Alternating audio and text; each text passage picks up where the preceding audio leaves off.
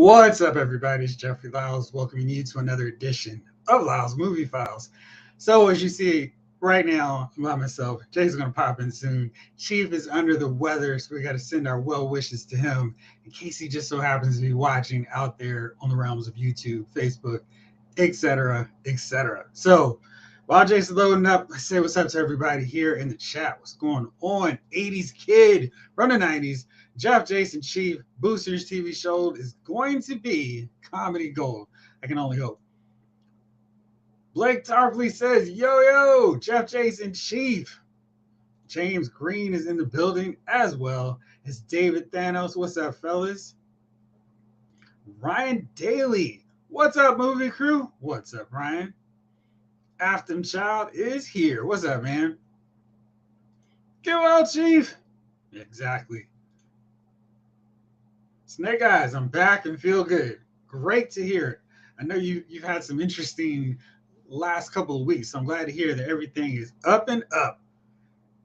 Jamelin Parks, I'm here. I'm glad you are, because we're talking about the subject that you brought on to me for just yesterday. Was it on Instagram? So as always, just a recommendation. And if there's something you want us to talk about, feel free to send us or send me a direct message, email. I think you all have it by now. So just hit me up on Instagram, Facebook, Twitter if you need to. Because I'm always open for ideas for episodes from this one and Figure Files. So don't be afraid, go for it. Oh man, 80s, it tested positive for COVID. I hope you feel better, man. I know it's still rough out there for everybody. Dang, people still testing positive for that crap. Yeah, David, it's still out there and still messing up with everything for people. So while Jayce loads up, let's talk about a few things. Andre Braugher died. That sucked. It's terrible to hear that news. So yeah, it's just wild. I feel like we have lost a ton of celebrities in 2023. It's one of those deals where I have to take a look in a couple more episodes because there's only just a few more weeks left in 2023 and just break down all these people that we lost. I think Jayce is trying to get on stage. Let's see what's up with his camera, though. Hey, there you go. You weren't showing up in the bottom. I don't know what's going on. Really? Oh. Yeah, it was weird. It's just white. What's up, bro shot? What's going on, guy? Are you sufficiently recovered from the Christmas party? Yes, it was a Christmas party. Are you recovered from it? I mean, Wednesday Christmas parties tend to get wild. I don't think anyone's ever said that ever. Sorry. Probably not. We're just talking about Andre Braugher. Unfortunate loss of yet another great superstar. I don't think the cause has been revealed yet. They said a brief illness. Yeah, they just said brief. Yeah, that's all they said was like brief illness. I think it's probably kind of respecting the family. I don't think they said what was going on. Thank you. I mean, I always go to Lyle's movie. I mean, I go to Lyle's Figure Files and I see the views there. I'm glad somebody actually comes see me. So thanks, Ryan. Yeah, I think he was 61, Blake. It was wild. It was like, no, we couldn't have lost him already. Yeah. And so many great roles. And he was actually a really great voice actor, too. I don't know if anybody remembers. Like, he did Darkseid for the Superman and Public Enemies, right? Yeah, Public Enemies. He was really good in that role, too. So, sucks to see him, that young. I don't care what you say. All right, so I'm not even sure where I want to go in with all the news before I get into what we're talking about. But I'm really curious to get your take on this. Jennifer Love Hewitt said she'd for sure return for I Know What You Did Last Summer sequel. Would you want to see a sequel to that? I mean, I kind of feel like I love those movies, those two, just like I did the Scream films, and Scream is still rolling. And I feel like they could do a pretty clever new version of I Know What You Did Last Summer, with way more technology and cell phones and all kinds of apps that would make it harder and make the horror thrills element so much more. They could really make that feel fresh than a movie that was done back in the mid 90s. Yeah, that was after Scream. I think if you almost had the same screenwriters to help it go along, like, hey, we see the same pit. I mean, we see where technology, like I said, we see where technology went, but we can actually make this really updated, and because it's updated, it actually adds to the thrill factor of the movie. So I think I'm actually excited for like that idea of her having kids, like her and Freddie Prinze Jr. Freddie Prinze Jr. Like they're relaxed. They never had to deal with this in either. Because I'm sorry. Let me ask you, what do you think? Do you think pass it to the next generation or let them do it?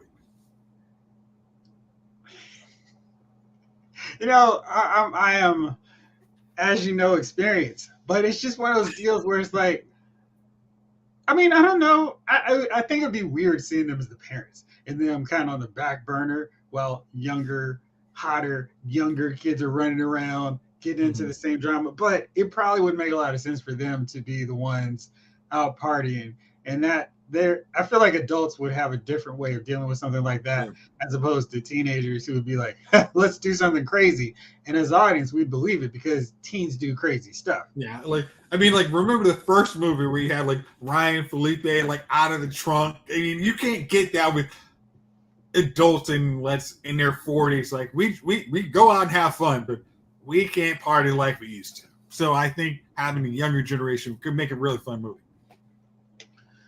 Blake says, I know what you did. It needs the grown-ups or kids on a lake house. Do it. Make it happen. I was going to say, you know what? I'm thinking like grown-ups meets I Know What You Did Last Summer. Could be interesting. Jamlin says she might return, but I don't know if the audiences will. With that said, I'll watch her in pretty much anything. Yes. Yeah. Were you a Party 5 fan, Jamlin? If he says he will watch anything, I'm pretty sure he's been around for a while. Yeah. Hey, Jayce, I can deal.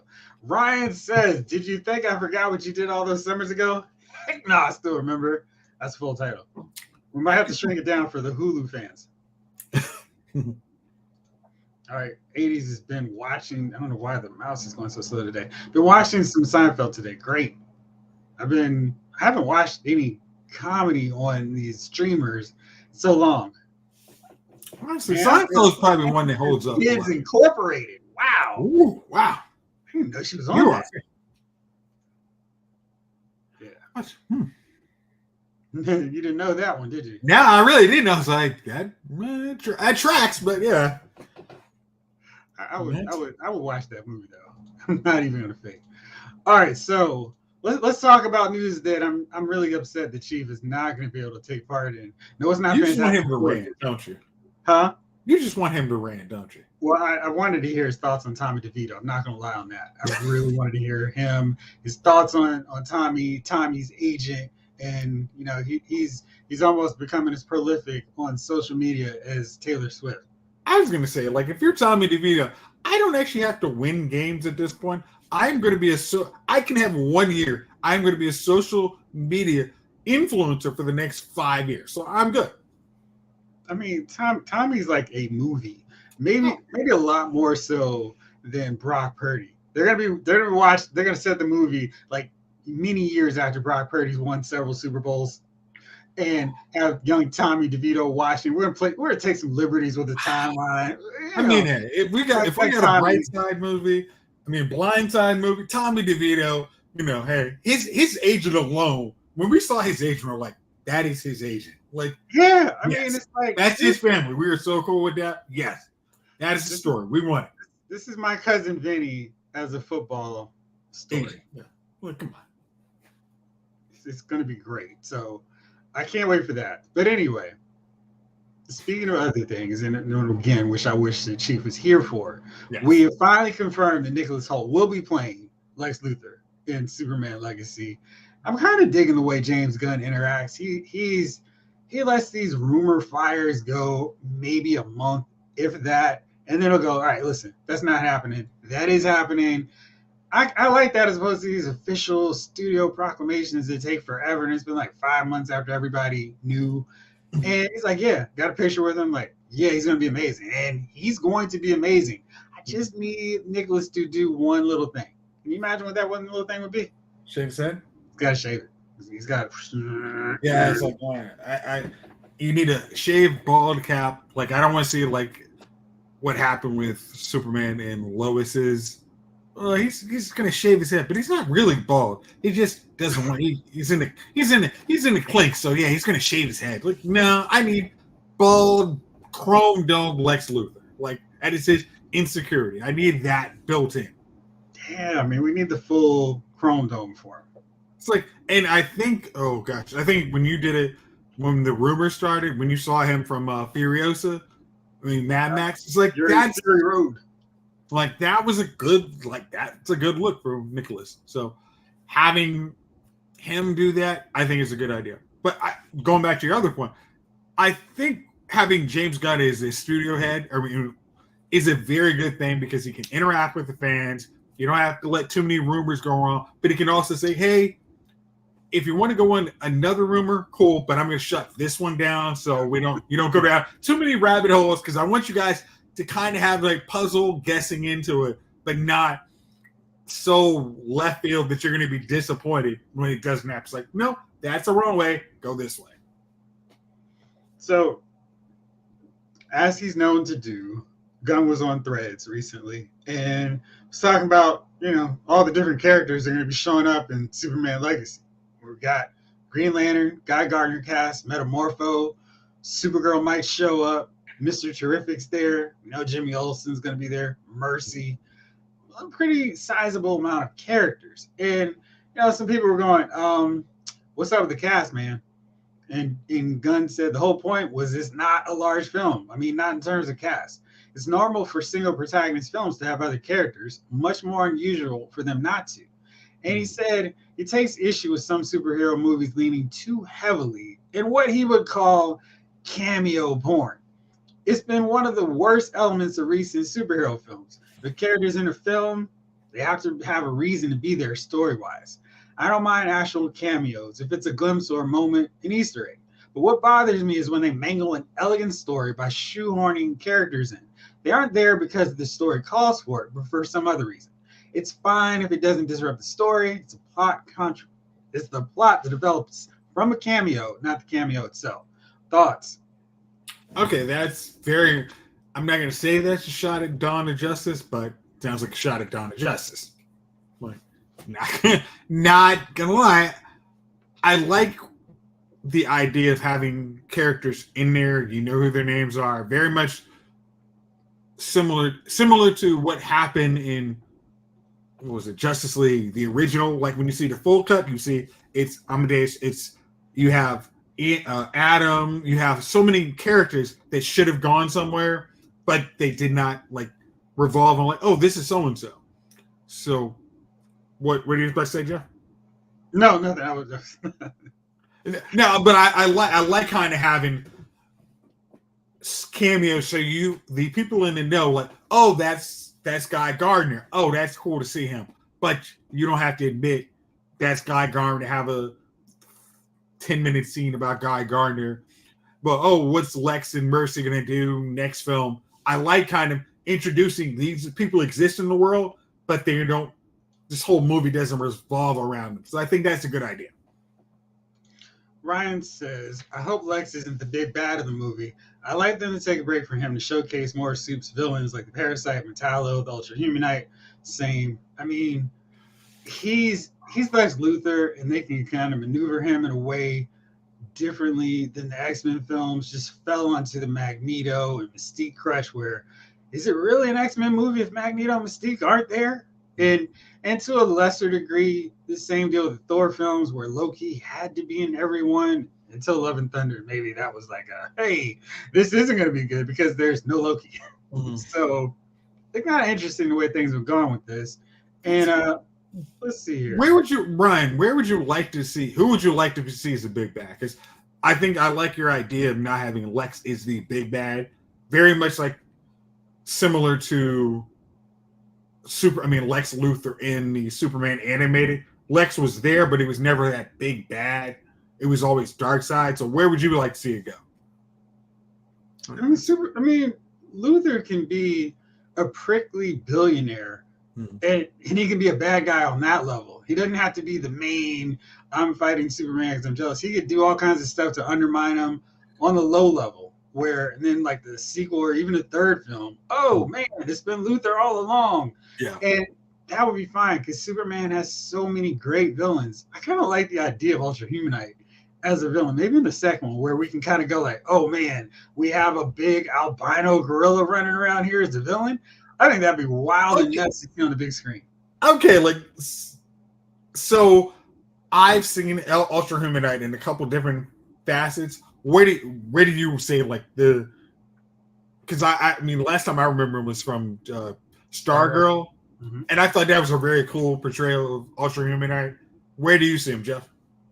I mean, shoot, he was great in Justice League, the cartoon. I mean, he's such a cool villain, and you know, they have so many great characters in DC, and I think they have better characters to work with. Like here's a character, put him in there more so than Marvel, because Marvel started getting this thing of let's just do another version of the character. And I know that sounds kind of weird, but I felt like DC established the other versions of characters with the multiverse where Marvel's just like, here's everybody. We're gonna have multiple Hawkeyes, multiple Spider-Man, multiple Captain Marvels. It just got confusing, a little bit convoluted, multiple Captain Americas. It was just too much.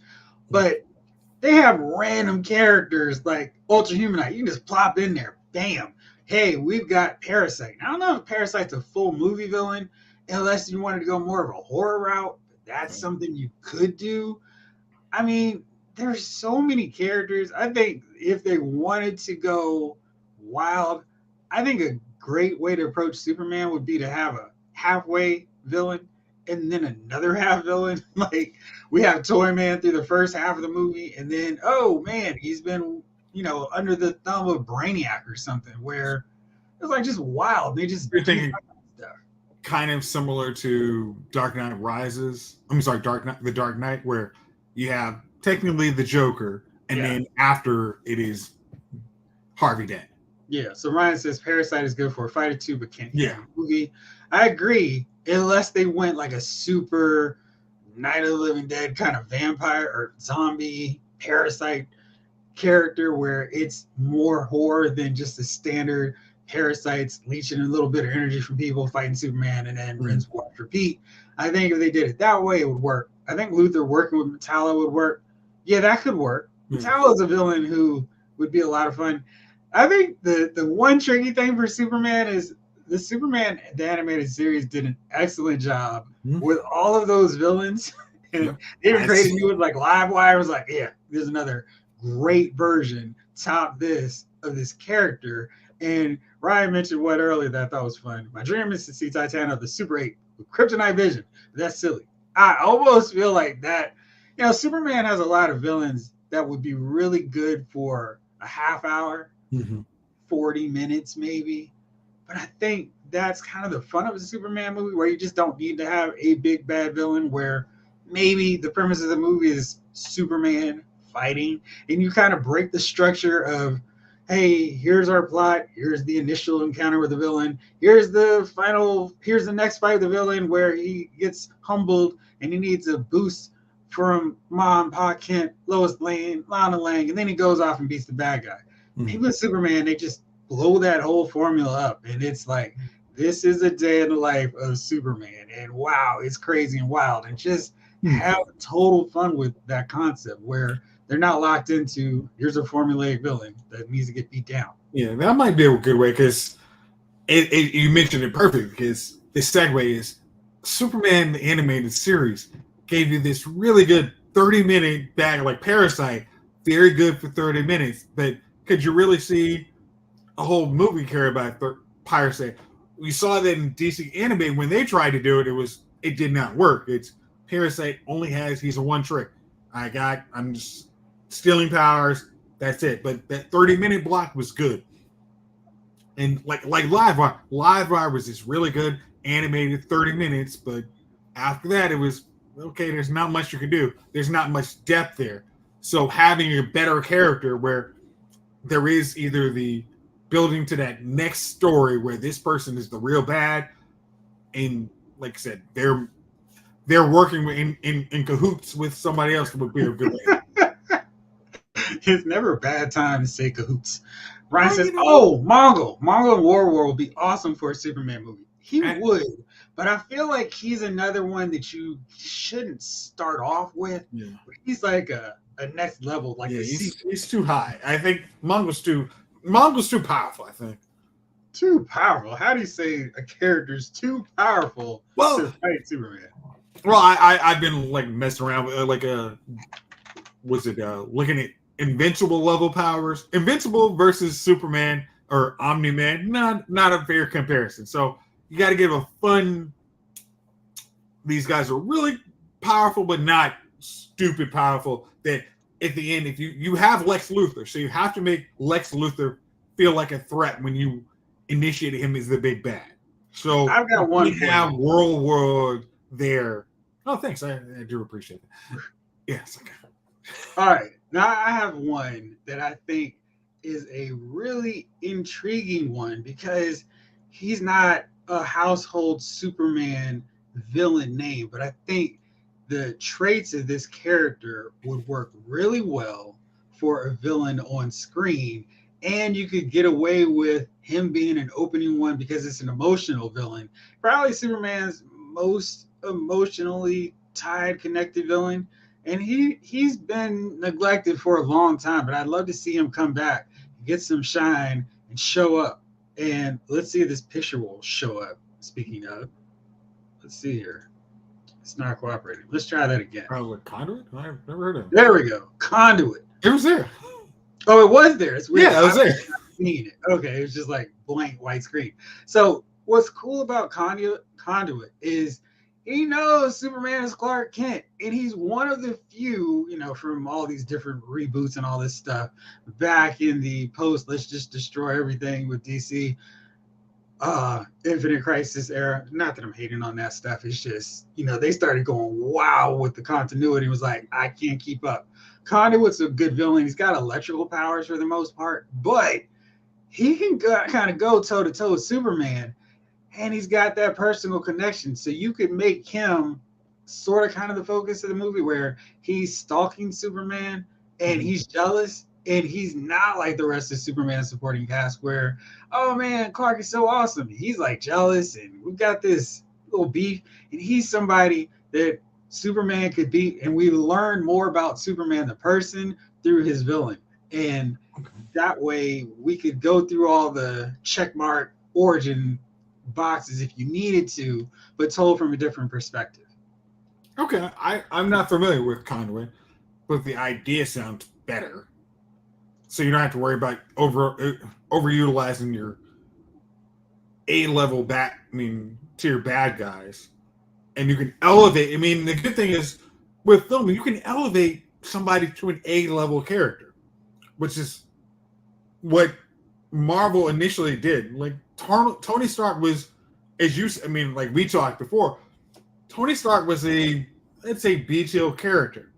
No, Tony Stark was an A-list character, but for people who had no idea who any Marvel character outside of Spider-Man and Hulk were, he was a B character because maybe because everyone else he's a B character because it's not about what everybody. I mean, when you're starting a franchise, everybody knows your big three. That's true with most anything. Right. But Iron Man was, I don't know about him. I know if you tell me name Marvel characters, I can name you Hulk, I know you Spider-Man. And at that point, you can name Wolverine. Because Wolverine was big enough. Once MCU said it, Iron Man was A tier. And that's why comic books after that, Iron Man's and everything. So if you elevate someone to that level, you can do it. If you just say, we are making this person awesome, not going the kind of I'm not like you're not trying to flow like, okay, Captain Marvel's A tier. You're gonna say, hey, this bad guy's A tier. And you're like, okay, we'll accept that a little more. Chamberlain is right there with me. Conduit's a very underrated villain. Mm-hmm. Oh man, great minds. That's funny. And Kenny Braverman, so underused. He's like such an awesome character. And he's one of those that I just feel like DC writers could be like, yo, let's bring this guy out the mothballs. He's really good. he didn't even fight Superman. They didn't do this whole thing of let's build him up, and he just was like that. And it was such a great backstory. You definitely should check it out. Okay. And let's see here. Snake Eyes said, I like to see Jensen Ackles as Batman. I'm not going to disagree on that one. I feel like a lot of Superman villains work that way. Parasite, Metallo, etc. Brainiac. Yes, Brainiac. Brainiac is your full movie. Like you have when you introduce Brainiac, like Brainiac is somebody you introduce at the end of the movie, and then you understand. Like if you're doing world building, you have to leave clues of Brainiac in every movie, and then the next Superman movie, the full-on Superman movie, is Brainiac. You know, I'm wondering when you said it like that, world building and setting things up, Brainiac could be a really great hack to introduce multiple characters in the DC universe. And, you know, kind of like the Collector. And he's almost the level where if you hyped him up just a tad, he could fight your Justice League. And so Ryan's like, Jeff, that's the idea. Legends of Superman. Making an anthology of 3 40-minute Superman stories or different villain stories. Could do a 4-room style, different directors. That sounds like a fun idea too. I mean, it's just, there are lots of possibilities, and I feel like the DC movies could really benefit from breaking the formula that they originally helped set up and establish. Because I think there's some room for more creativity with DC characters than Marvel ones. But that's why a movie like Eternals just did not land, because it's like, what are you doing? This is not the MCU formula. But I think they could potentially have done something different like that with the DC universe as it's still being formed and coming together. So yeah, I think. Okay. All right. So you guys, and since I have no one's gonna hate on me for saying this. This is why like an all-star Superman makes sense when you like, hey, everybody knows Superman is awesome, so let's give you these anthology of stories where he's taking on bad guys. This, like I said, it's day in the life. Superman has to deal with this, and still goes home to Lois or tossed to Lois, whatever the deal is. I think that could work really well. What if Lobo works for Darkseid? It's 80s. Good, like that. David Thanos says, if you go storytelling, Brainiac would be my choice. Yes, for sure. I mean, that was Henry Cavill. He was like, can you guys give me Brainiac? Because that would give me, like, instead of worried about Darkseid, this is a really good story. Like, let me have this. So I think all of us would be down with that. They need to bring in Bizarro and treat him seriously. Now, that's definitely a character who tends to skew a little bit more of a jokey character. But in Infinite Crisis, he was sort of, kind of childlike, but like this kid who had no idea that, oh, it's like the Ray, Shiny Man, and I'm just beating up Shiny Man. Oh, Shiny Man's not shining anymore. Where he's kind of he could be portrayed in a lot of different ways, and it's really just a matter. I think he's definitely a character. If you throw him in there, Luthor has to be the one setting him up on the path to go after Superman. Yeah. And in that case, maybe you hold Bizarro off a little bit longer so we can build up that Luthor hates Superman thing for a little bit longer. I was like build like, what was it? Red Hood and the Outlaw. Bizarro was very much treated like he was not a joke. He just had a difference. And I think that would be, if you were going to introduce Bizarro, which again, most people know about Bizarro, I think you could do it. You just have to wait for that second movie. The thing with Brainiac, though, is that he can work on many levels and in many forms. Brainiac can introduce a green skin and get defeated. He can come back later as a weird alien Terminator.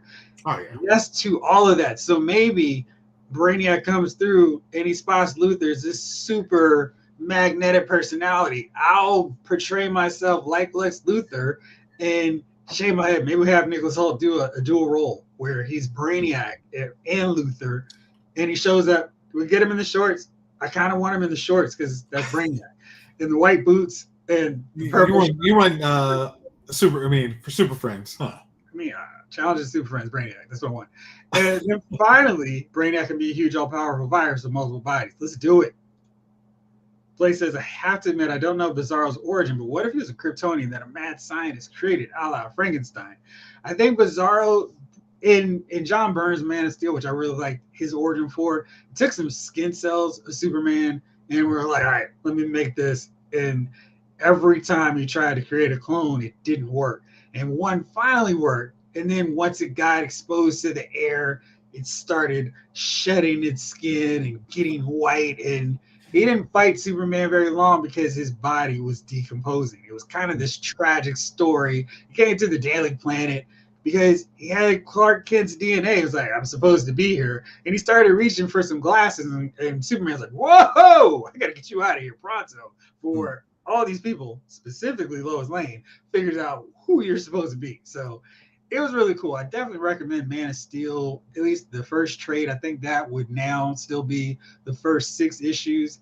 Definitely worth checking out. It also includes a Batman and Robin cameo too. So was that in the 90s? Because I kind of remember that story. Right after Crisis. I don't even know. Okay, yep. I was like, I remember that story. That was good. Yeah, so definitely one way to go with that. And I'm looking forward to seeing what James Gunn does with Superman. So in other news, more sequel type stuff, George Clooney teases a good script for another Ocean sequel. And he said another one could be in the works as he has a good script in his hands. And he and Steven Soderbergh are thinking more heist films could be coming. And he mentioned this to Uprocks in an interview. We have a really good script for another Oceans now, so we may end up doing another one. It's actually a great script. And he doesn't really know what they're gonna call it. And we've already lost a couple members of the Oceans gang, so it's this weird thing where it's like, oh man, we don't have all this crew anymore. So I really should see what they do with it. 1987 on that Man of Steel. Gosh, the time feels so long ago. And geez, I'm watching 1987 wrestling. That's wild. How long ago the DC Universe got revamped for the very first time. So crazy. What are your thoughts on another Oceans? And I guess this means that we're going to just act like Danny was faking his death in Oceans 8. Sorry, what? Sorry. I have no idea what you're talking about. And truthfully, I really have no idea what you're talking about. Oh, gosh. Keep it that way. Yeah. I think there's always Oceans. Oceans is the fun movie, good ensemble, and especially remember like the end of Ocean's 13 where it's like, hey, you really are feeling like you're hanging out with the Rat Pack, New Age Rat Pack. They were just having fun, making a movie, making you laugh.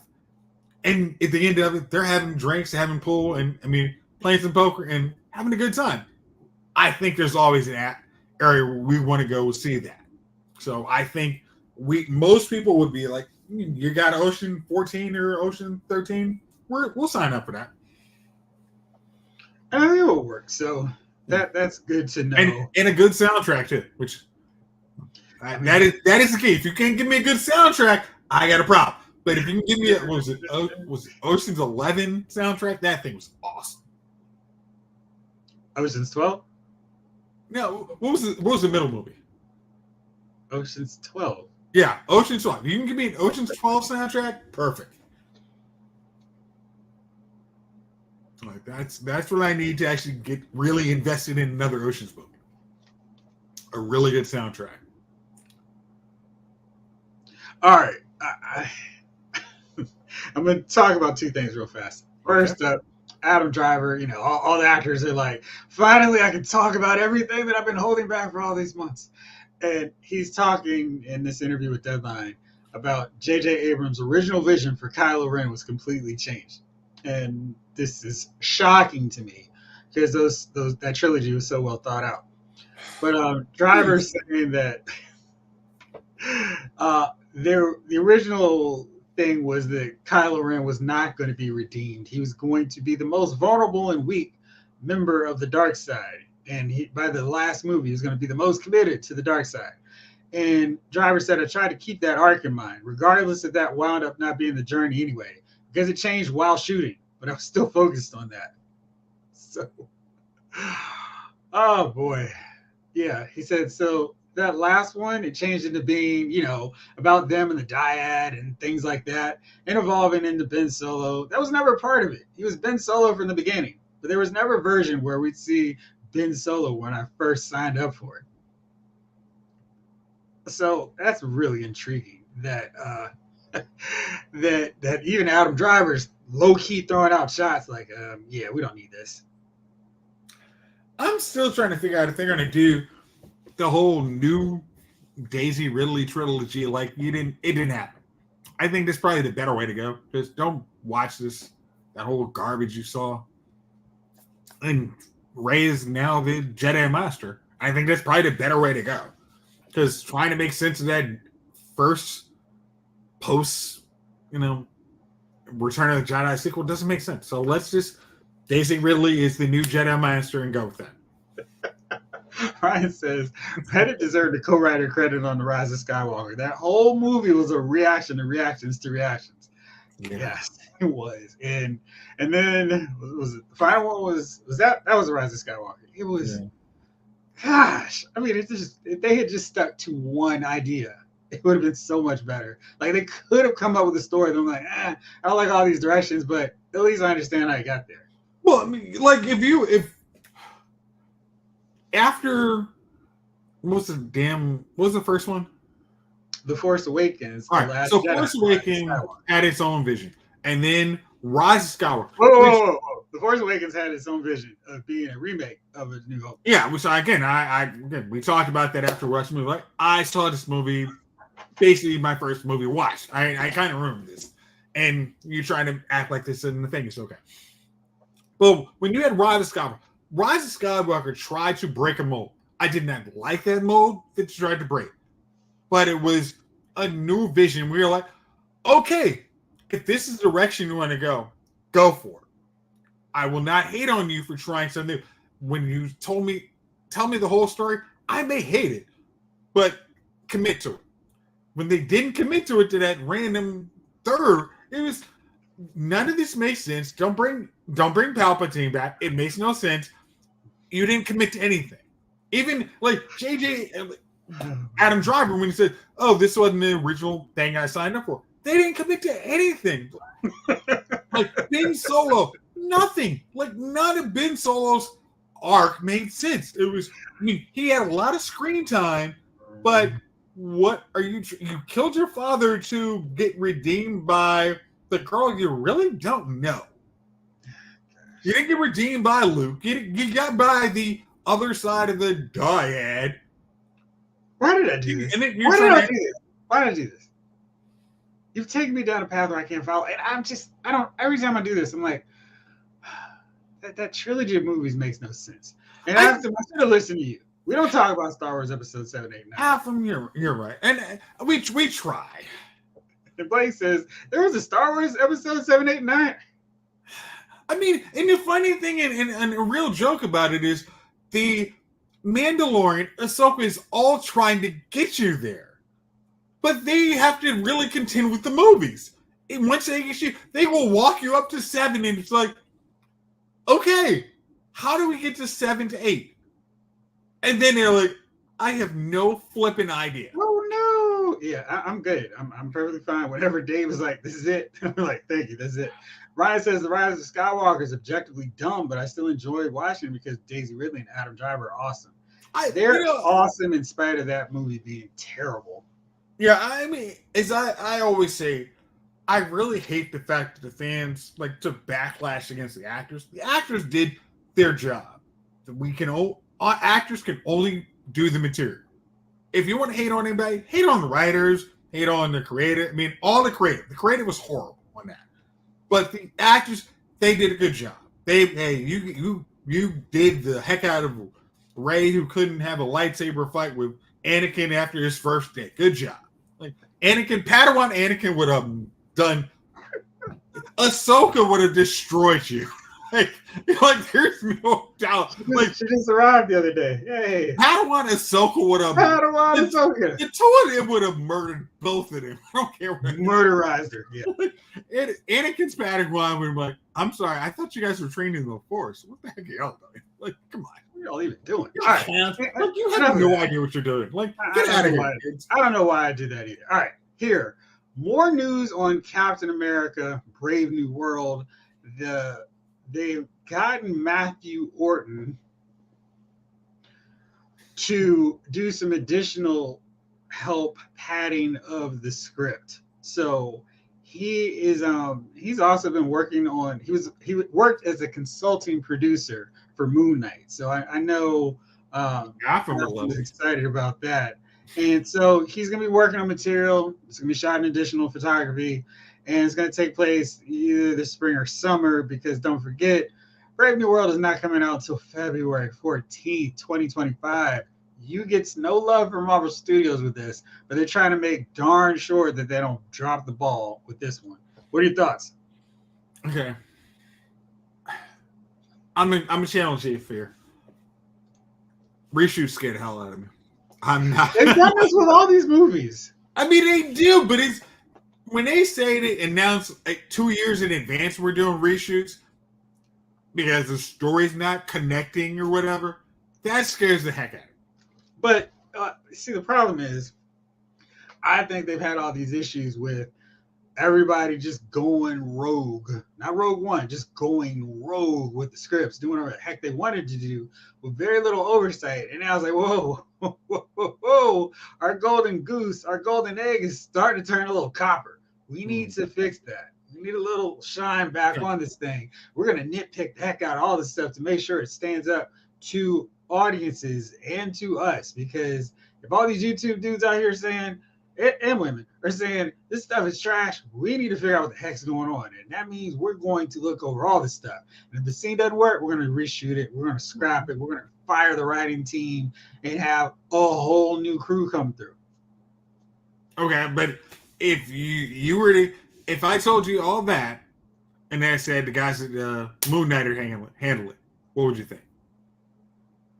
He's a consultant producer. I mean, I think they can have good ideas. I mean, they're hopefully not going to have Sam talking to Kenosha. I mean, if so, we might be in for some problems, but I think we'll be okay. And Ryan was like, hey, listen, Jayce, I agree with you, except for Benicio del Toro. His character is more annoying than 100 Jar Jars. Okay. I mean, I don't know if you remember, like, me and Javon were literally, is this is Benicio del Toro, because we used to watch Fear and Loathing in Las Vegas, and this is the best y'all gave us of Benicio del Toro.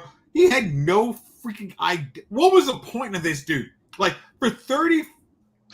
Sorry. This might not be water here, folks. And the fact I wasted 30 minutes of that Kanto, whatever the hell place was, made no damn sense. That was horrible. That was, as I said, that was bad writing. Benicio said, hey, I'll be in a Star Wars movie. How much is that check? Give me the money, Ethan. I'll take the money, Ethan. Hey, and that's going to be on TNT how many times? I'll take it. What does this character do? I don't flipping know. Okay. They're like, is it a 3-day weekend? Let's put it on TNT. Jalen says, I like those movies. Wait, those are supposed to be episodes 7, 8, 9 in order? That's great. That's really funny. I mean, as I always joke, I want to go to Star Wars Celebration at least 2025, or maybe like Star Wars Celebration 2031. I want to see people give me that, you know what? The sequel trilogy was really underrated. I'm like, please tell me, how does this effing movie make sense? I mean, this trilogy does not make sense. Like, there's bad storytelling. It's not anything else. It's bad storytelling. Again, and the funny thing is, Rian Johnson makes a great daggone Glass Onion.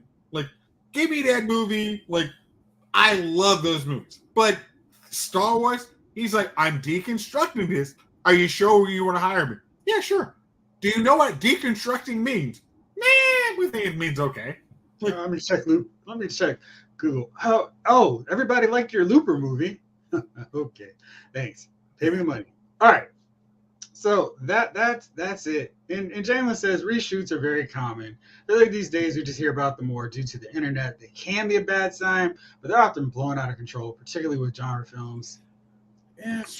Hey, Jalen, if you want to get Jayce fired up, get him talking about the sequel trilogy. That is his boom dynamite stick. I just go, okay, this makes no sense. I have to walk away. Jayce will be like, let me get this thing going here. I'm gonna. You know, I like logic. I love logic. Logic makes the world go so smoothly. Like, it's math, and it works so smoothly. The sequel trilogies are so illogical that it pisses me off every time. I try not to get this, but it's like, it makes no dang sense. It was funny because when Ryan was like, Benicio del Toro's character is more annoying than 100 Jar Jars, it was funny because I'm like, actually, after Clone Wars, I didn't really find Jar Jar that annoying. And I liked his episodes that he was in. And I thought they used him perfect in Attack of the Clones. This guy is the whole reason that everything goes down. And it's like we establish him as a, not the most savvy, intelligent strategist. And he gets worked hard by Palpatine and Mos Espa.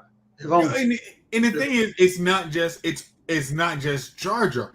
Everybody's like, hey, if Amidala was done, she would do this exact same thing because he's the senator from our home world. So it makes sense for Jar Jar to make that dumb move because it's not actually a dumb move. You don't know you're getting played. It doesn't sound like a bad move. No, it's like, hey, I would support my home senator who's the chancellor. Hey, we all think this is the right way to go. And we're all getting played versus no one understands we're getting played and hey, how you doing? Hey, how you doing? Hey, I know you haven't heard from me in 40 years, but hey, I'm back here, ready to make the world. I'm about to take over the galaxy again. Hey, how you doing? We moved on from this. We moved on. All right, I have to mention a movie that I watched this week. So I had to go to the dentist, and the great thing about my dentist is she plays, she has a little TV. So while you're sitting up getting your, the mouth wide open, she's got the TV going so you can watch Netflix. And I was like, oh, perfect. I had to sit in there for a minute. And I knew it was going to be a while. And I was like, oh, I watched the Mahershala Ali, the jet way I did it. Mahershala Ali, Julia Roberts, Ethan Hawke movie, Leave the World Behind. Okay. You got the jet reference, right? Yeah, I watched it, yeah. Oh, you watched it? And I did get the jet. Like I said, the jet reference is like, hey, here's Vivica Fox in Batman and Batman and Robin. That's the worst. Oh, so you saw this movie? I did. I watched it last week. Oh, awesome. What you think of this movie? I liked it. The ending. I was talking to my wife. I'm like, okay, where are you gonna go? Because I. I'll let you go ahead, good sir. Feel free. Okay, so we can talk in non-spoiler terms with this. That's something I gotta kind of do non-spoiler world. I thought the acting was good. I thought the vagueness of the plot kind of gave you this overwhelming dread, but we don't know what's going on. And then when they kind of let you know what's going on, there may be an element of you're not as satisfied because you don't know what's going on. But the acting kind of makes up for the. Are you sure you don't want to kind of leave a couple extra breadcrumbs to figure out what the movie is really about? I mean, I just want to say what you're saying is not logical. It could be true. It could be true because I really did not. I didn't like Mahershala Ali's daughter at all. All right, so two things to start. I'll go with my biggest beast. The movie's like 3 hours. It's not 3 hours. It feels long. It is. It's like the anti-Captain the Marvels. Sick man, you're right. So bleak. But my big issue with the ending is not bleak. That's the thing. The ending is kind of gets you where it's not bleak. It's okay. No. Because we're gonna say this non-spoiler. Look, there is at the end of the world, there's still hope. Like I didn't see Princess Leia. I didn't see Luke Skywalker. I'm gonna tell you what my issues with the movie were. It demanded you spend all this time, like basically a football game worth of time, watching a movie where very little is happening that pays off. So it's like, okay, you can do all this stuff, but eventually you need to tell me the kid was seeing dead people. And you need to give me that payoff where it's like, oh wow, it all comes together. I felt like I was watching an M. Night Shyamalan movie where he was in his phase of I have to put in a twist, but I'm gonna come up with a lousy one. So good luck. And everybody was like, this sucks because the ending was so bad. And you would go into Herschel M. Night Shyamalan movie going, all right, man, I'm ready for it. Oh, the finale, the payoff wasn't great. So the movie sucked. This one was a movie where it was like, you're building everything up that this payoff needs to absolutely deliver. And I was so pissed off watching the end of this movie. I'm like, Okay, y'all are really getting to the end of this, and I need this ending to land. And it's looking like one of those planes from earlier. Okay, so I'm gonna say this. I watched this like Friday. My wife was literally watching it with me, and half the time she was on her phone. Yeah, so yeah. Very, very honest. I like the movie because I like at the end of the day, there's still some hope. But when you have that, all right, well, there's going to be a twist because they leave breadcrumbs. There's a twist coming, and you don't get it, and it's like, oh, okay, that's a way. Jamlin, it's not promising. Do anything else that you consider fun because it's like the cast, like Jay said, is great. I mean, the performances are so solid. Right. Like you got Mahershala Ali, 2-time Oscar winner, Julia Roberts, Oscar winner, Ethan Hawke nominated, ripped off like 4 times. I think he's been nominated. The cast is good. Even the teens, even we got Kevin Bacon showing up in there. He's got a good cameo. Really great performances. But in any movie, you need that moment where Kay is like, you bastard, you just lied to me. You need that. Yeah. You can't just have it like, well, and they're having pasta. No, we got to have an ending that like kicks you in the gut, like, oh. And this movie sets up way too much stuff. The director is throwing all these balls from the creator of Mr. Robot, if that means anything to y'all. He's throwing up, hey, here's some wacky sci-fi elements. Great. Okay, that's intriguing. Man, this could happen? Wow. That's amazing and incredible. Oh, and then we're also going to throw in some fantasy, mythical, magical elements. We're never going to pay off. They're just going to be random animals coming through. Okay, like just go with it. You remember was it the world, the one with Keanu Reeves? We're going to talk about these other apocalyptic thrillers on Netflix. Yes, because again, you want to talk about the one with Theo James and Forrest Whitaker? How it ends? That was terrible. I watched it twice. I still am like, really? You watched it twice? I've literally again. I'm a glutton for punishment when it comes to those disaster movies because I'm gonna figure out what the hell this damn movie is, and I've literally watched like, okay, and what at the end of that Forrest Whitaker movie, like, so did they get away or is it all crap? I was really trying to figure out. At the end of this movie, are we playing to a sequel or are we just end of a book? Because if that was the end of a book, I would probably be like, I'd probably be a little upset. But if it was the start of a series, I probably wouldn't be mad. But again, on the movie, I was not mad. I kind of, okay, well, hey, at the end of it, there's still some hope in the world. You are really clinging to that hope. I guess I have to. I have to cling to hope, okay? Hope. No. Jamlin, yes, Sam Esmail. He also directed it. And the movie it's just one of these films where everything is set up, where it's all depending. Like, you're either going to walk away, this movie was so great, or I can't believe I spent nearly 3 hours watching this movie. And I don't think it's going to be one of those, I think you're going to really like it or really hate it. And to me, another problem was there was an imbalance with the power structure. This movie is based off of a novel. And in the novel, GH is with his wife, not his daughter. And I think when you have a married couple, you have a dude with his daughter, you have this imbalance because, there are times where they're having conversations. You got to leave out of here. The grown folk are talking. If it's for adults, that's a totally different thing. Where I mean, you're married, you know how it Again, is. yeah. Wife is If going to have a way different conversation than your daughter. Yeah, Your and daughter, simmer down. Your wife, you're having an equal conversation. yeah, And that would and have I been a think very that is different balance. missing in this movie with the balance between the two couples because we already have some extraneous kids here, and we're adding a third one without someone for him to talk to as an equal, as someone who can give him actual valid advice.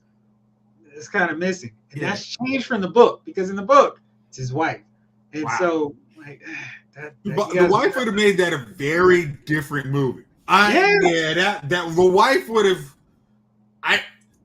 I'm trying to wonder that tension between GH and his wife would have been way different. Like wife, I mean, kid, I know what I'm doing. Wife would have been we're equal. We're not doing this what you flying seat in the pants. Right. That would have been a very different movie. Hey, Stickman, are you talking bodies, bodies, bodies? Is that on Netflix? Netflix? If that's what you're talking about, and I'm sure they've done bodies too, but I really love bodies, bodies, bodies. The daughter is in that movie too. Really good. So anyway, Jalen, let us know if you watch it. In which way you skew to. My opinion or Jason. I would love to hear that. I mean, you have a little more you have more knowledge than I did because if I just read it after I did my review. Oh, I did my review and said, "Oh, well, that changes everything," because I felt like it was not lined up properly, and it was like, "Well, darn it, this would have really fixed this issue." Yeah, that would have been a very different movie. Oh, Jalen, please see Bodies, Body, Body. That joke is awesome. I love that movie. What kind of movie is that? I don't think I've heard of it. It's like a thriller. Thriller / hangover style movie, but it's really good. Kind of plays into a sort of slasher thing. It's good. I can't say too much more, but I felt like it was quick too. So it went by and I was like, oh wow, okay, great. This is ending, and it nailed it. So anyway, Jamelin came up with this great topic for me and said, hey, what's a comic book / other medium do you want to see adapted?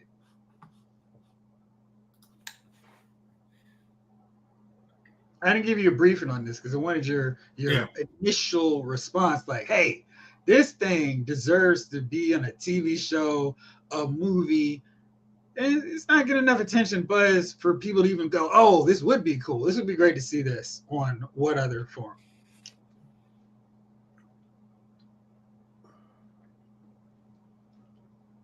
I mean, the funny thing is because I think if Invincible wasn't connected to a TV show, I would say Invincible is really one.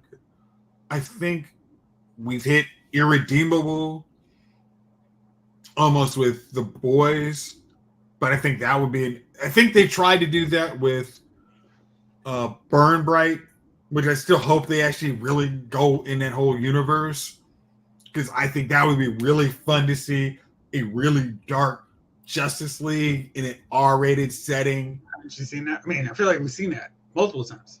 But I think like I think people want to see because they see the hopeful version of Justice League, which they need to see a real hopeful version of Justice League. That's what I'm saying. Right, they need to see a real hopeful version. Like this is the counterbalance. When you can see like even the Snyderverse is not a whole, bright and sunny Justice League. You want to see something very much. If you didn't see these guys, here's what you see. You see Brightburn.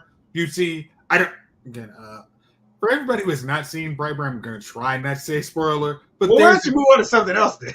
Yeah, I'm trying not to, but I think there could be something that could be fun where everyone wants to see good action movies. I think probably going back to the Wanted universe would probably be fun to go see.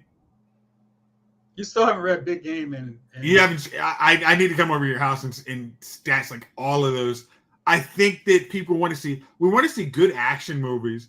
I think we want to see good comedy movies, and that's kind of where everyone wants to be. We don't want to see drama. We don't, like The Flower Moon might be an interesting story, but I think everyone wants to see that action universe that we can really jump into for multiple movies. And I think I don't know where to go besides like kind of the ones I mentioned. What do you think?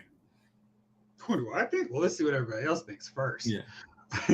Ryan says 2 things that I think are prime IPs for movies. Okay. Brave Star and Visionaries Night of the Magical Light. I think Visionaries would make for an awesome movie because they could do wild stuff. And I almost see that as something like a Zack Snyder would really like show off the armor, make him look cool, just do crazy stuff with the holograms. And man, I could see a Brave Star TV show. I'm trying to maybe like a Max where they have a budget to spend on it where they could just do it justice. I mean, I feel like if Netflix would be trusted to let it go 3 or 4 I'm sorry, seasons, wait. You remember what was it, Jupiter Landing? That's what I said if I could trust it. I was saying why I said if I could trust it. Because what was it? Like is James Green said, Robotech is a great universe.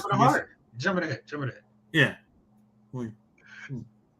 That's one of those. If you had a great budget behind it, and that's you need something where it's great universe, and sci-fi is always a great idea. I think that's the way you want to go to build a world. Visionaries, Star Wars meets Return of the King with a dash of adventure. I think that is a great elevator pitch for it. Visionaries would be a really cool movie trilogy. I think that would work really well. James Green says, what about Robotech? See, for me with Robotech had a great cartoon series. And I feel like if they tried to do a live action version of it, it wouldn't do it justice. I feel like they would have to spend a gazillion dollars to make the effects look right. And at the end of the day, I just feel like the cartoon still holds up, where it's like, you're not going to make this better. It's one of those rare things where, we all have our childhood nostalgia, but I'm like, there's no way a director could touch what we have with Robotech, let alone do it justice, where it's not like, oh my gosh, how did you ruin Robotech? I feel like they needed to do it with it really easy. I mean, to tell that story well, they'd have to do it with a TV show, and there's no way a TV series could handle that budget. Invincible is really good, but doing the animated route is the only way it could work because there's too much is expensive by himself. Too much carnage for that to work. Like, do you want to see like buildings break in the scale of Invincible? There's with Robotech, they've always been trying to make a movie, trying to make the next IP. I'm a person who's read every Robotech book. I've watched every anime. And then when they tried to reboot it, I was like, this is trash. It was like, oh, Min-Mei is, liberated. I don't give up. Flip, are you kidding me? Min-Mei is the annoying. I'm sorry. And Min-Mei is the. Would Min-Mei be Taylor Swift? Would she be Taylor Swift? Would Min-Mei be Taylor Swift now? I mean, if you were like since now that her and Travis Kelce introduced themselves, they've been losing games. So yeah, that would be literally Min-Mei. Love it. The loss is coming. Again, you trying to reboot Robotech and trying to do, we're going to do the Sentinels, but we're not going to do the Sentinels. We're going to do Robotech as trying to get to this new generation. And then you're like, Robotech Sentinels should have been made into an anime. You guys screwed up, and you're not going to make any money. And that's why they keep rebooting. So I want Robotech. I want them to try and do a movie, but I want them to follow the James McAnee book, End of the Circle, or Sentinels. Don't try and reinvent the wheel and say, that was nonsensical. It's like, no, go with the ones that that makes sense. It's very much like Star Trek and Star Wars. There is one canon. Stick with the canon. Don't try and reinvent the wheel, because when you do, you screw everything up. Why is this square on the side of our vehicle here? James Green says, what about Silverhawks? Very expensive to do. I think that's why. I think Amazon's one of those players. I think they have such a budget because Jeff Bezos has such stupid ass money that you can do anything. And I think he could do something like Silverhawks. And as long as you commit to it, you have to say, we're going Silverhawks. We're not trying to reinvent the wheel. We're doing like Centurions, Mask. We could do that with Jeff Bezos money. But we can't, if we're trying to reinvent everything, it's not going to work. You're really big on reinventing the wheels tonight. You're like, because it annoys wheel shop. Get out of here. Because, hey, this is, whoever mentioned Star Wars, those daggone sequel trilogies, it was their fault. It was not my fault. I did not start this train. Okay? It's a runaway train. There's no stopping it now. Ain't no stopping us now. All right. I think Silverhawks is another one that just would be amazing, but they can't do it justice because all the great costume designs of Monstars, Mob, those guys are great. And I just feel like they would shortchange them so poorly. Maybe they did it as a CGI series, like the Clone Wars. I think that would work, but I can't see them doing it justice in a live action format at all. Okay, could we do a Masters of the Universe? Do you think that would work? Yes, I think Masters of the Universe is something that I'm still amazed we only got that one movie and no one's been like, oh, I can do this again. I just feel like that's something where it's a huge tail license where it's just money, and you may have to spend money to make it work. But we saw what Peter Jackson did with the Lord of the Rings saga. Imagine a director being that in love with the Motu lore and going, listen, this is going to make us money. And I just need you to commit to this. It's going to come back to us threefold. I just need a buff dude, not a CGI buff dude. I need somebody who's working out. He can act a little bit. I just need him to be able to punch stuff. It look cool, and we'll hire an actor to play Prince Adam. Mm-hmm. And I need you to commit to the sci-fi elements. We can CGI most of that, no problem. But I need this stuff. We got to make it work. And if they were to do that, it would be a big-time franchise. I mean, the Transformers movies, I don't think since beyond these last two have been much, worth much of anything. But it made a ton of money. The last two, I think, have made the least amount. They've been the best ones, Bumblebee and Rise of the Beast. Everyone was over it at that point. Yeah. Because I mean, like, Rise of the Beast was actually good. I was like, oh, okay, I would watch this sequel to this movie. Yeah, because you could tell who the Transformers are. Jalen says, I didn't prepare for my own topic, but off the top of my head, two that I think could be great are Planetary. It's a hard sci-fi series. Yeah. And Bionic 6 is a family-friendly movie series.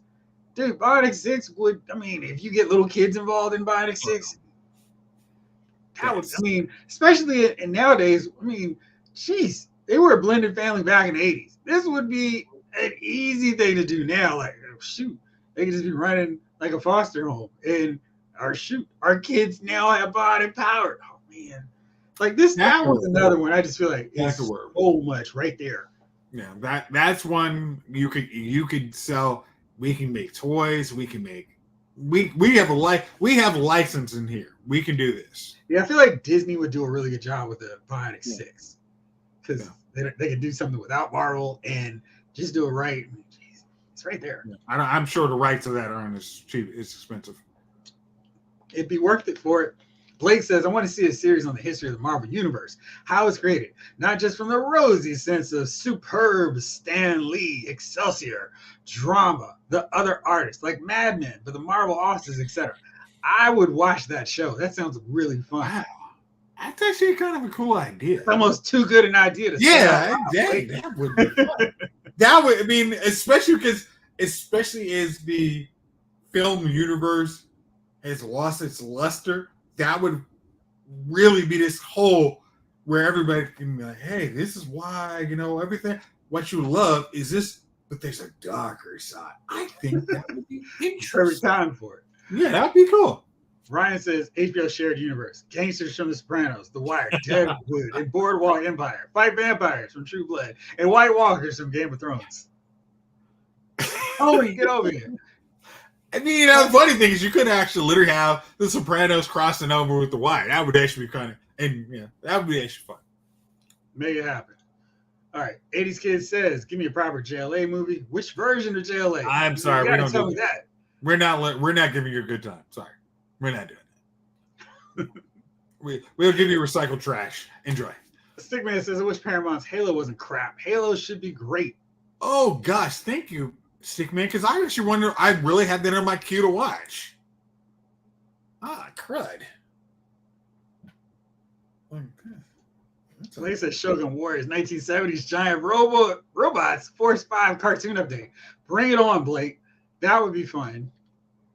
Okay, Jeff, as you said, giant robots. Could I get you invested in the giant robo? Isn't that right, Tyson? Yeah, I mean, yeah. You know what I'd like to see that I think they could work as a live action show? Trigon. Oh, gosh. I mean, that would be a great TV series. Live action. We got to get a CGI coat. I mean, because I'd be all on board with that. Vash. That's strange Netflix. That would be fun. I'm still trying to figure out, because I did not watch Cowboy Bebop because they canceled it in the first season, but the fact I want to see the good anime, like our old school anime, like if you could be Go-Go 13, I would watch that on anime. I mean, like if you give me a live action, I will. Fist of the North Star, I'd be down to see, but I don't know if they're gonna do it. Snake Eyes wants to see Thundercats. Afton wants to know why Halo's getting a second season. It must be really bad. Oh gosh, yeah. Ryan says Blake, a biopic about Marvel in the 60s with Stan, Jack, Stu, Ditko, Roy, Thomas, John Bassoon, etc. His characters would be amazing. Yeah. Dude, I mean, hey, I'm not going to lie. If anybody's actually close to California, you may want to pitch that idea. That sounds kind of cool. There, especially when you think about the history of where some of these characters came from and how they had to get there, like how Hulk is so-and-so. I think that could be really cool. Yeah. And then Blake goes, Jayce and the Wheel Warriors, like his namesake. David's with me. I would love to see a series about Mask. Mask could be insane. And this here is where we get our guy, of course, why would I? Michael Bay. Get Michael Bay to do Mask. He would go nuts, transforming everything and having the flying cars, the helicopters, the motorcycles. He would lose his mind because he doesn't have to care about the transforming stuff. He can focus on the humans, which is like the best of both worlds for him. And they've got Mask that have superpowers. Mask has everything. And Miles Mayhem, they've even got great names. Snake. Come on, man. I mean, like, can you give me Spiral Zone's another one? Like in a world like Snake. First off, the theme song is awesome, but you give me Spiral Zone, a post. I mean, like a Mystic Transfer. Like, I think you got something here. I think that's what the jokes that most folks from the '80s mess around with, because we always say we had great cartoons that captivated us to get up, not bother our parents when they actually were trying to sleep on the weekends. And we were captivated by these cartoons. We would so do that if you gave us the opportunity. That's why when you said we're making a Transformers movie, we got excited. And then you gave us Transformers a crap show. And we weren't. So I think there are plenty of IPs around, I think it's a good idea. James says, side note, hear me out. I know he's small, but Zac Efron is He-Man. I mean, the dude is huge as Kevin Von Erich. I'm like, what are you doing? You're supposed to look smaller. No, he's not. He's in terms of acting world, Zac Efron is Diesel. Like, yeah, really. Like, I mean, here's a point where you're like, he's Tom Cruise. Yeah, he's good. Like, He's basically got the He-Man haircut as Kevin Von Erich in Iron Claw. So fun.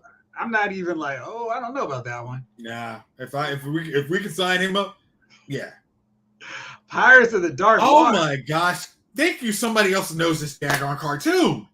Jeez, man. Thank you. My gosh, I'm still mad that Disney never actually finished the damn saga. Oh my gosh. Is it on Disney Plus? Yes, and it's literally they don't. I'm not gonna say they don't even finish half the story, and it's so annoying. Jayce and the Wheel Warriors. Oh, good. Maybe we get you to start. A dark, gritty spiral zone, but good, not gritty just to be cool. To really be something. I feel like that's a perfect show for AMC. You know, just a compliment, keep it rolling with our zombie thing. It's zombies because they got infected, but we got people fighting in costumes. Love those outfits too. I mean, those would be great figures to redo. And yeah, man, it's just like Spiral Zone would work. Yeah. Just, oh man, Jamelin's hot on Dark Water too. So it's not just. Oh my gosh, because it was such a good show. Like it came on after, oh gosh, Rescue Rangers, and you're like, oh my gosh, it's 18 episodes. Oh, what are we gonna do? And you're like, we're not even gonna give you a second season. Like it is a cartoon. You give us at least 55 episodes just for breathing. Like, are you kidding me? It was so annoying. You guys are lame. Oh my gosh, it so was. Ryan says my other favorite show was Exo Squad, but a movie that would take the budget of 5 Avatar movies. Yeah, it's one of those deals where sometimes they have to go that animation route, which I was like, well, we got good animation, so I don't know if the juice is worth the squeeze on that one, but it would be cool to see that. Snake Eyes wants to know, Jayce, you gonna watch Fallout? Fallout, the one it's on Hulu, right? No, it's on Peacock. It's actually got a second season, so we actually were talking about that. It's already got a second season? Did it even have a first? No. It was great. Oh, the one we're talking about? No, it's the one with Anthony Mackie. Crash. A Twisted Metal. Yeah, Twisted Metal. That's the one we're talking about. Again, our real truth is it needs to get a second season because I still feel burned by Jupiter's Legacy because by the end of my last episode, it's not getting ruined, and I was still like, you did not just put the cliffhanger at the end of this daggone season to not get me hooked, and I was so burnt. I'm like, I wasted my whole weekend for you guys not to give me a second season. So it needs at least 2 seasons to get us hooked. I mean, me hooked, and then after that, I'll probably look at it. Something interesting. Galaxy Rangers, drop the mic. Redo the toy line, both. Well, Jay, since you're in a thumbs up kind of mood, I have not. Forest of the Nights is no for you too, Jayce? Yeah, I've never heard of that one. Check it out, man. All right.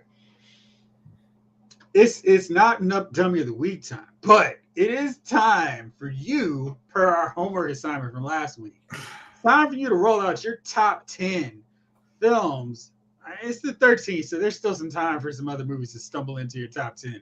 If you need to make an addendum with our final show, well, I guess final show, December 27th, we'll give you that opportunity. But right now, what are your top 10 films of 2023? The funny thing is, because I was expecting, I had a list of my top, like probably 15, so I didn't want to overlap with everybody, so we weren't seeing. You're good. You can go nuts. Go all 15 if you want. 5 honorable mentions. So easy is John Wick. Are these in no particular order? No particular order, because I actually kind of enjoy it. All the moves. Seven Kings Must Die. I enjoyed. They cloned Tyrone. That's a Netflix one. Scream 6. Oppenheimer. Fast X. Extraction 2. And I think I got like Cross the Spider-Verse. Oh, and I guess I can.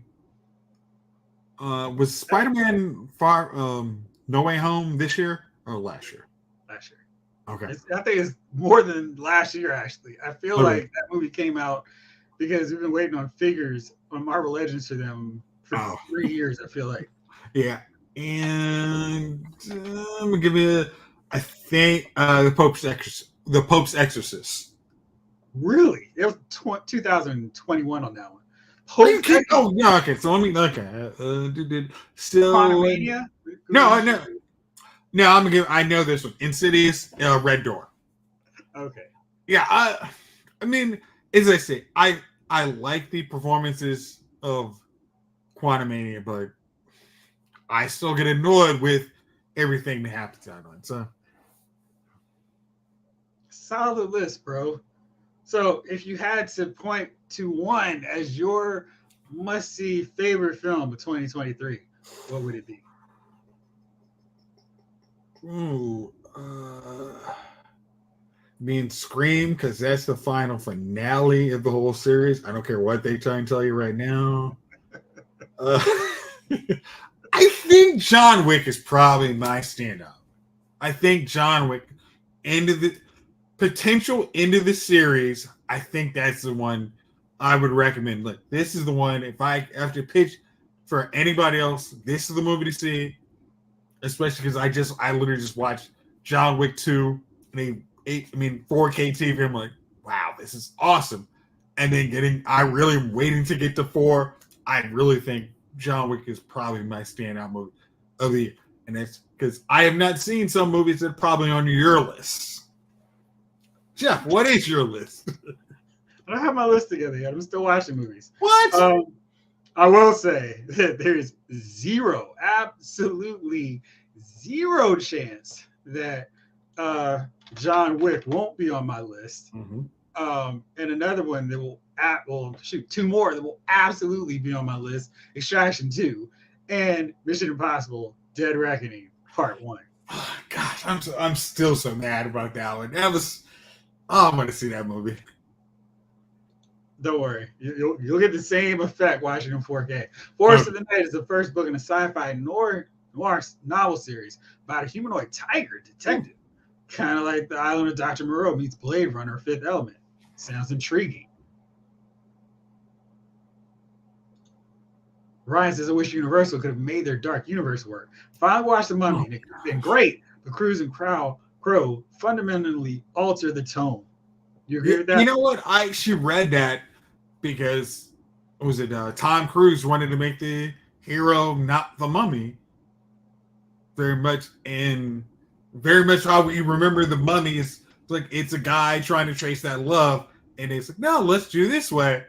And then when you see the image of the Mummy, you're like, so what the heck happened? So you're the big bad and you're doing, huh? I don't understand. Just be Ethan Hunt. Oh my gosh, yes. Do that. Let the money keep rolling in, player. All right. Well, now is that time.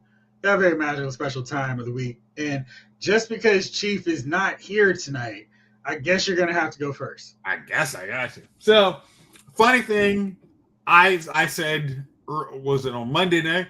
I have my dummies of the week already set for freaking NFL for putting these daggone games that are gonna be trashed on.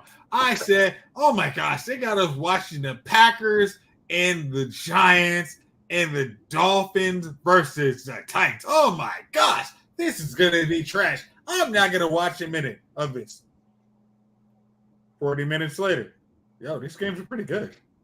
Yeah, do y'all understand this game's like a point down and it's going to the last 2 minutes? Oh, these games were awesome. So the fact that I thought the NFL was wrong, I'm going to say the dummy of the week is this guy. Continuing on that theme, my dummy of the week is Patty Mahomes for his rant. Hey, refs, you're not being fair to us. This ruins the integrity of the game. Like, bro, I've got picture receipts of the Super Bowl where the integrity of the game was screwed because your narrative of coming back, even though Nick Bosa was being taken on a date by your offensive lineman. And Yeah, dude, sorry. I can't give you any sympathy. Him whining and crying to Josh Allen, who's like, sorry, dude. Guess that's what it feels like when you're the one that's getting screwed and not me. So love that. Hate to see it for him. But yeah. And then earlier, or like, was it Tuesday? Oh, I'm really sorry. Yeah, sorry. The damage is That. Oh, well, since I watched the film, it might not have been the call because the dude was like on the other side of the linebacker.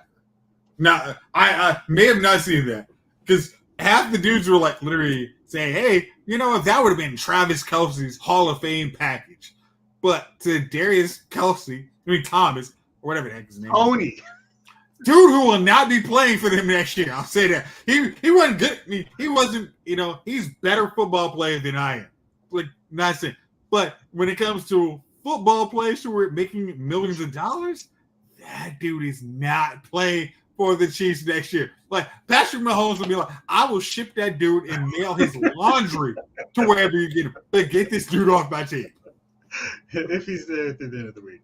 Ryan says Draymond Green is halfway through his transition from NBA to MMA. Yeah, man. Wow.